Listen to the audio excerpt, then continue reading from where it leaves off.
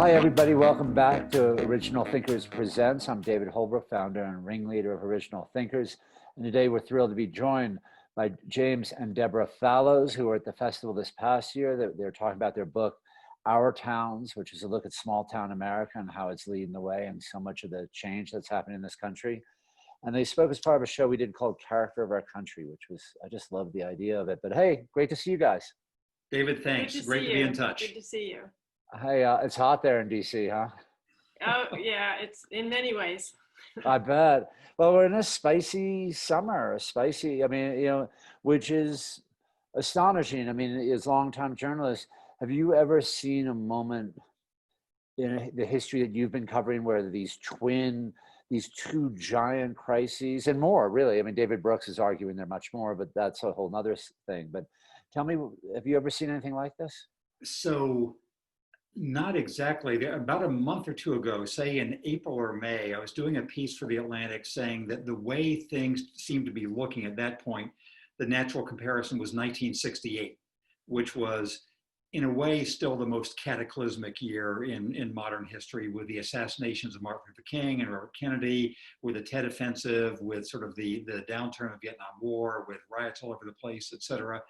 But I think that we have this weird combination of 1929 with the economic disaster, and 1918 with a flu disaster, and maybe 1963, 1965 with something that's not like the riots of 68, but the civil rights movement of 63, 65, the Selma March, James Meredith, just the sort of consciousness, freedom riders, the Philadelphia, Mississippi slayings, and leading to the Civil Rights Act and the Voting Rights Act, a sense that the attention and even conscience of the country was being shifted in a direction. But no, this is more history in a shorter time than we've had in quite a while. Well, that calm, I think, was 2020, the worst year in American history ever? Question mark, right? Yeah. So far. Yeah, and we're halfway through. Yeah. It's only, as we're speaking, we're just about halfway through the year.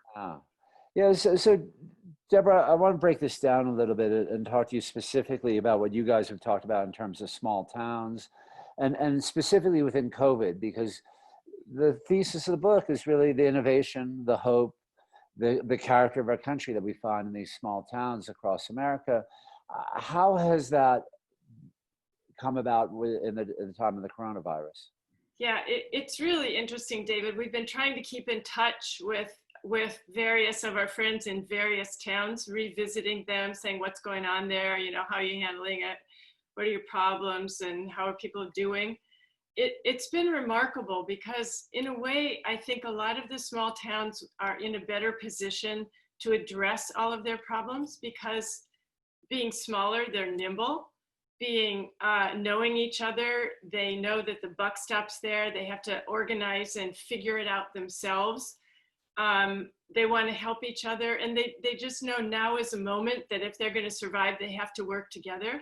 We've seen so many different versions of how people in small towns are getting together. For example, in South Dakota, it seems like the entire state of South Dakota has come together. Maybe there are 20 small towns, and they have 2 or 3 times a week coffee chats online in Zoom calls, where they'll bring up a problem that they're having, like their restaurants are closing.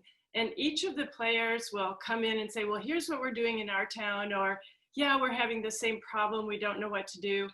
And it's this great cross-fertilization from town to town of ideas that might not work in your town, but they might, and they might suggest other things that would work in your town. And there is just really this kind of new injection of cooperation and creativity that we've seen. Which is so heartening to hear because, Jim, I just read the article you posted, the 3 weeks that changed everything. When you see that and you see the response locally, where here are folks working together and collaborating, then you see the only words I come would say the shit show that's come out of the U.S. government. How disheartening is that? It's like two sides of a coin. Here's this wonderful thing. If you could talk about that a little bit, Jim. So one of my hobby horses, which actually connects with the great theme of original thinkers, is that everything important is complicated and contradictory. And so I think that there's been an evolution in the argument Deb and I thought we were making and were making as of a year ago or 6 months ago or last fall when we were with you in the conference, and the way those have taken place now in this sense. We were trying to argue that at a time when it looks really bad at the national level in American politics, as it has for polarization and dysfunction and everything, we're saying there still is all this potential and resilience and fabric of a recognizable country, and the character of the country still had some potential. And I think we've seen that demonstrated in a hideous way in the last 2 or 3 months, because I argue in this New Atlantic piece that the federal government's failure in dealing with the pandemic is arguably the most catastrophic one of any sort of national policy in a long, long time. I equate it to a National Transportation Safety Board assessment of a huge aviation disaster and how they would trace back. And so the mantle has been inescapably passed to governors and mayors and regional people and business people. And, the governors and the mayors and the business people aren't enough in this case if the national government fails. The national government really failed in a way that can't be corrected. But I think we've seen over the last couple of months that the flexibility, the practicality, the inclusive sense that is present in the country is from governors of both parties, it's from mayors, it's from people working as regions. And so we can't get along forever with a broken national government. That has to be fixed. But part of the reservoir of solution is recognizing there still is potential at the regional and state and local level. From your perspective, that deep dive into this, and I'd love to hear from both of you on this, how much of it is this administration's botching? How much of it is systemic that goes through, the way we're set up congressionally, the way we're set up governmentally? So I will start with this. One of the things that struck me when I was doing the reporting for this latest Atlantic piece is that as a matter of systems capacity, the US was actually very, very well set up to deal with the kind of public health disaster we're having now. The sensing systems in alliances with China and the rest of the world were quite advanced. And there was a checkbook or a checklist of what you do if there were trouble. And so what seems to have happened in this case is we have at the national level what you could call a single point of failure system. That single point of failure being a commander-in-chief who would not read the briefings, who didn't care about all the procedures that were in place, who had dismantled the connective gear, all the people in the public health agencies and the State Department and elsewhere who would carry out the orders if they'd been given. So we had a healthy system with a single point of failure. I think simultaneously we're seeing with police violence in the last 2 or 3 months, I think it's undeniable we're seeing a systems failure, a systems problem. The closest comparison I can think of is the scandal in the Catholic Church over the last 20 years, with the revelation of abuse of children by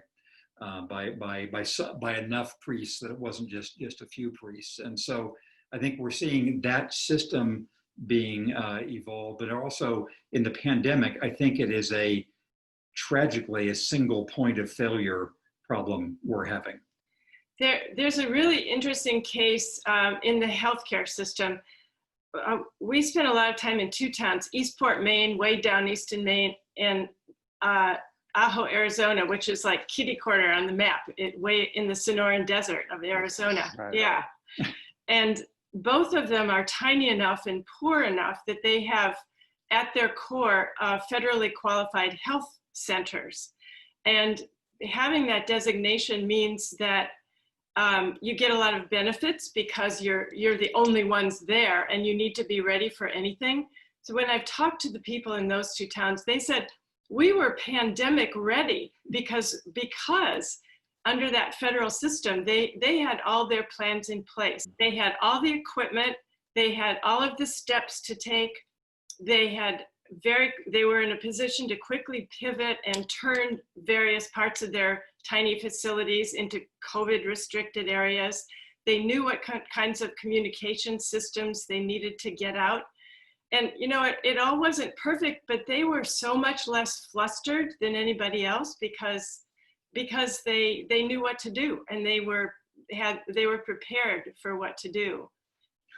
Which seems so unlike the federal government. Right. And it was just sitting there, you know, never maybe to be called into service. But I remember 5 years ago when we were in Arizona talking to the people at the clinic, and they said, yeah, we have to be ready for any kind of disaster from a tsunami to a pandemic. And we were kind of chuckling at the time, thinking that none of that was ever going to strike this place. And, you know, lo and behold, it was much more than sandstorms. Well, Jim, to think about that aviation disaster, I mean, it sort of feels like there are people, you know, pushing the plane into the ground, and there's engineers, you know, making sure the wings don't work, and safety people on the ground who don't know where their hoses are. I mean, I'm making, but it seems like it was, you know, and you talk about in this piece, the whole of government responds versus the whole of nation response, which I want to talk a little bit about. But the whole of government, even if there was a single point of failure, systemically broke down in a lot of ways. I mean, the CDC trained for this, and they blew it. Every bit of it seems everywhere it got screwed up.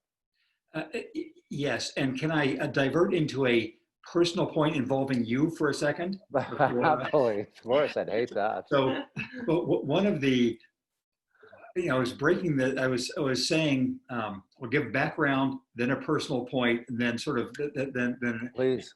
So the background is I was arguing that.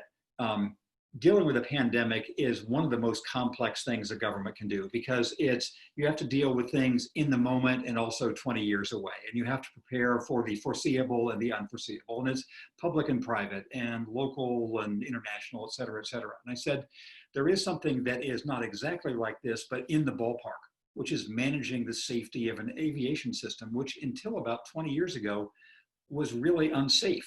And now, you know, commercial aviation is, for all of its problems, is an extremely safe operation. So I tried to say, let's compare the stream of logic. One of the chains of logic that I got to was how you had in the aviation system all these sort of layers of competence of people who could make a decision, the next layers would do it. I was giving the example of the government, how it used to be, and I mentioned in one long passage that got cut out, I was using your father's career as an illustration of the, you know, the various stations he has had. Sure. He had just all the just kind of institutional knowledge he brought there from the time I worked with him, the National Security Council, et cetera. But the main comparisons are making, number one, what I called the flight plan, that aviation is safe because you can predict what you're going into, weather, et cetera, et cetera. And was there predictability about the pandemic? Yes, there was. There was, you know, by late December, we knew it was happening. Then I was sort of the air traffic controllers who are trained to deal internationally. They use the analogy of working with the Chinese and how that had been deliberately amputated by Trump. Then I had the emergency checklist, and it would make you cry. I'll say, the movie Sully about Captain Sullenberg, sure, gliding his plane to the Hudson. To me, the most dramatic part of that was how he and his first officer worked calmly through the checklist as they were about to hit the water, but still they were going through the checklist. And it would make you weep to read the checklist from 2005 and 2016, which laid out exactly what we've gone through. Then I talked about the pilot, which was the single point of failure in this case, sure, and then the controls, that if you had the controls that connect the steering wheel in the plane to the wings and they're broken, you can't do anything. And that's what happened with kind of just cutting all the connections, all the layers of competence in the NSC, in the CDC, and all the other connections between how if a good decision were made, how would it get carried out? And those people just aren't there now. Well, and to my father, you know, for those who are watching don't know, was a diplomat in a bunch of Democratic administrations, and crises were his thing, you know, and he really struggled with the Obama administration, and It was a tough road for him as the special representative of Afghanistan and Pakistan. But by far the most significant thing he did was in August of 2010, there were giant floods across the Swat Valley in Pakistan. This was area the size of Italy that was flooded. And my father was showing up with his USAID cap, actually showing up himself, flying USAID helicopters, not himself, of course, but getting them into regions where the Pakistani government hadn't shown up. And that was his triumph, and that was what he was best at. And he believed in me. He told aides to him who worked for him that, look, the government is broken, but that doesn't mean we can't have a big impact in real ways that are positive. And he believed in American exceptionalism. He believed in all these things that are gone. And we know anybody like him. He couldn't have worked for a Republican president easily, but he certainly couldn't have worked for Mike Pompeo as Secretary of State because it's so politicized. I think if there was somebody like your father in a position where he had authority to do something now, that all the difference that could have made in specific, if people with experience both in public health and in US-China relations, and there are a lot of these people, had been deployed to go to China in the beginning of January. Arguably, this pandemic could have been stopped when it was still central China, as SARS more or less was, and as MERS, more or less they were contained. They didn't kill millions of people around this world as this might ultimately do. I want to go back to what you guys were saying and what you talked about, Jim, this notion of a whole of nation response. And I want to get your take on the whole of nation response to the Black Lives Matter movement. Here we are as a country in a reckoning in a way that I can't remember. President Obama said this was a sea change. Meanwhile, current president tweets out a white power thing that I guess he just did. But the whole of nation response here, speaking to the character of our country, which we alluded to before. I mean, what do you think is happening here? How seismic is it? I guess is my question. I think there's a potential for a seismic change in a positive way. And as a grizzled boomer era figure, much more contemporary of your father than of you, I can say something that in my own experience, this resembles that I think you probably, this is not part of your own lived experience, or for most people in the country anymore, is it usually when we think of times of upheaval in contemporary America, it's in a just bad way. In the 1970s, there were the oil shocks and the Iranian hostage situation, and there were problems for the U.S. 1968, the things that were most memorable there were tragedies. Robert F. Kennedy, Martin Luther King, riots in cities, et cetera. And if you go down through a long list, most of the things that are memorable are generally bad. I would say probably the election of Obama being the exception to that, a sense that the country had reached some crossroads. The early and mid 1960s also had their tragedies, particularly the assassination of John F. Kennedy. But there was a sense of positive movement too, that there was the conscience of the nation, the legislative power of the nation was awakened by seeing the police in Alabama using fire hoses and to knock down little black children and black teenagers, and the way that people were being murdered, by outright segregationists, and that led to historic legislation by Lyndon Johnson, the Civil Rights Act and the Voting Rights Act, and that was a seismic thing whose effect ended up being positive as opposed to just being a shock.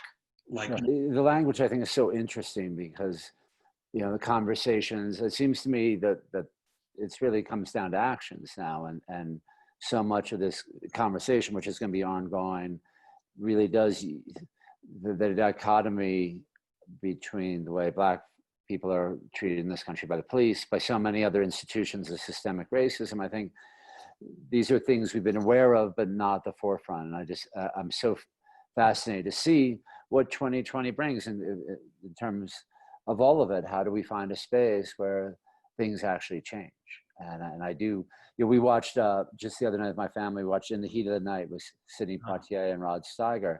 we've been going down the AFI top 100 list and checking them off, and we're well into it. And I hadn't seen it actually, and it's amazing how current it was. Yeah.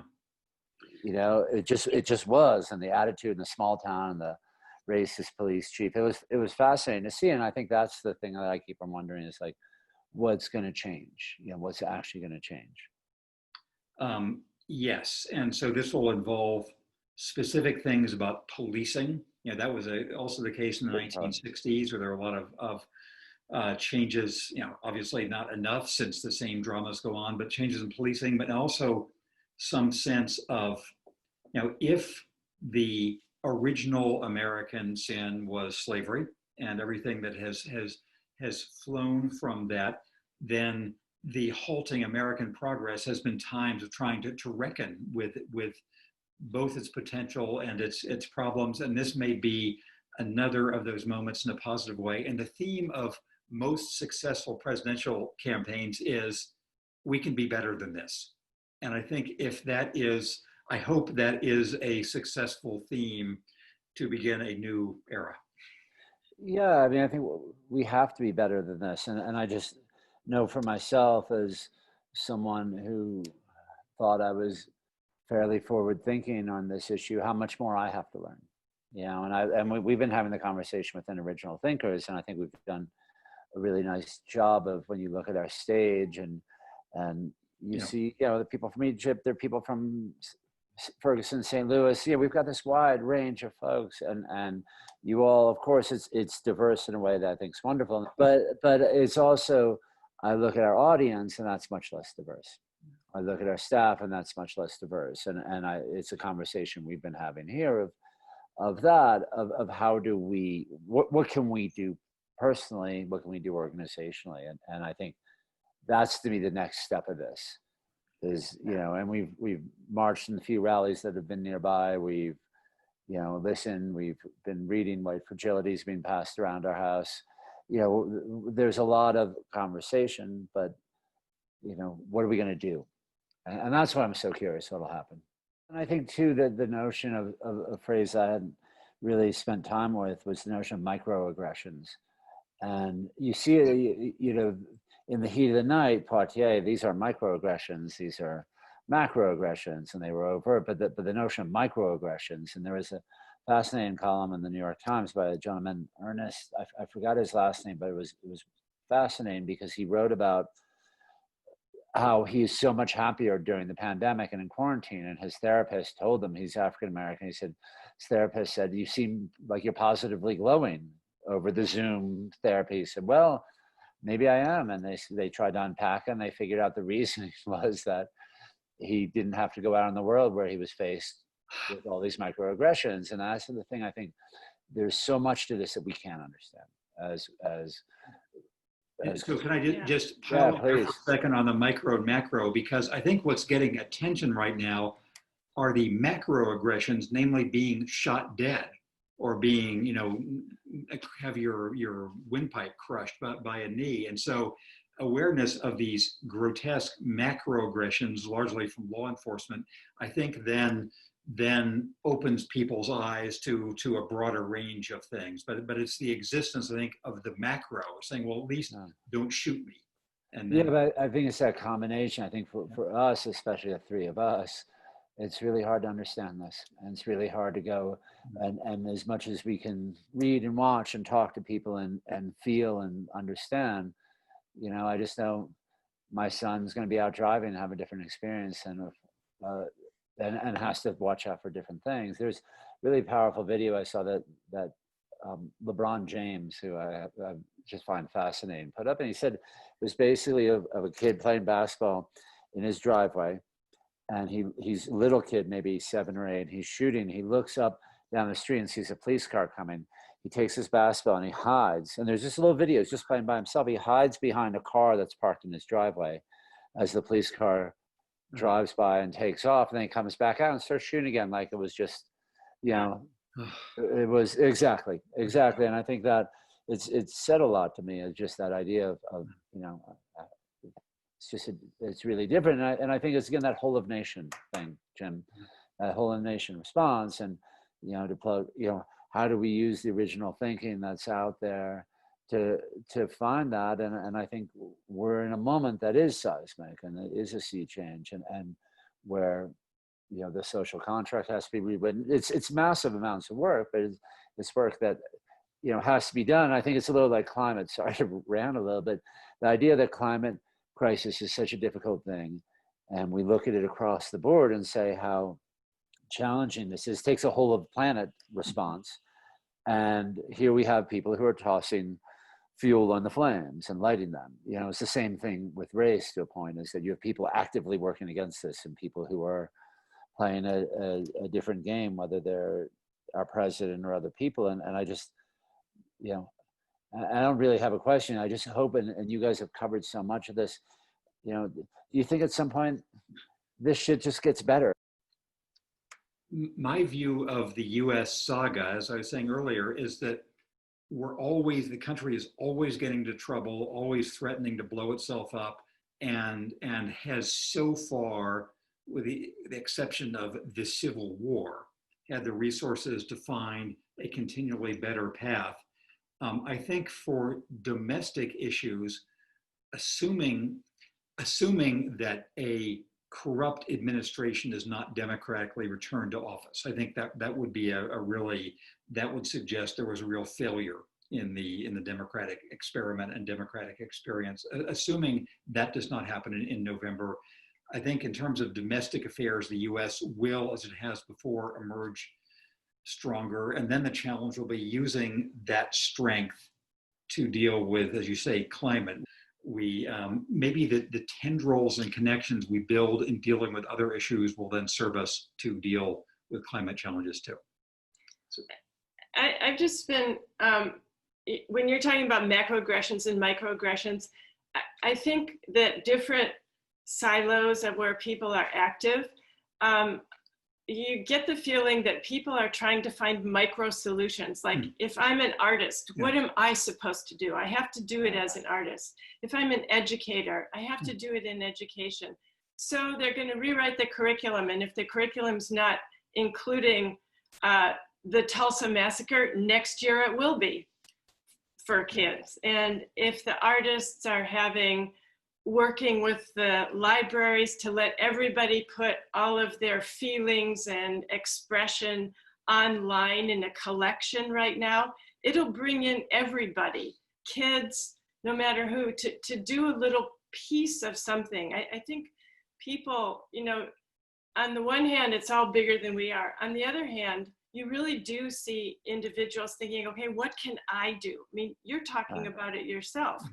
A lot of people are talking about that, and maybe it's the accumulation of individual little things that will help move the ship along, or at least it won't go back.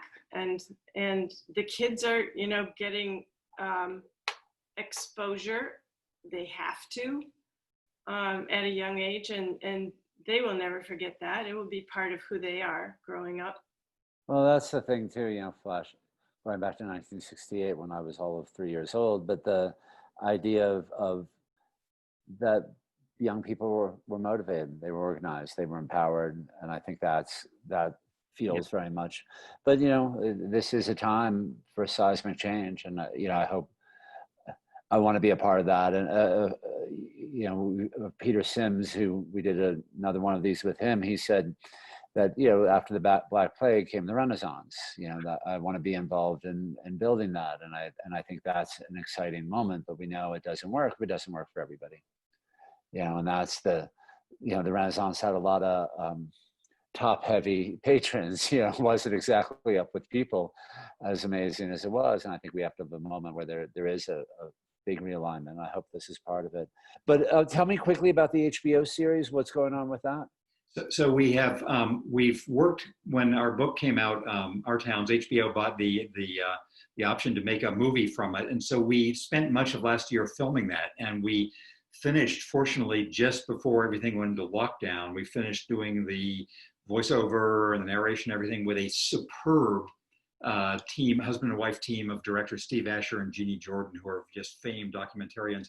Wow. So the movie exists. It's a beautiful 2-hour documentary, and I think HBO is planning to run it sometime soon after the election. Excuse me. The sense was if it was before the election, it'd get caught in all the froth.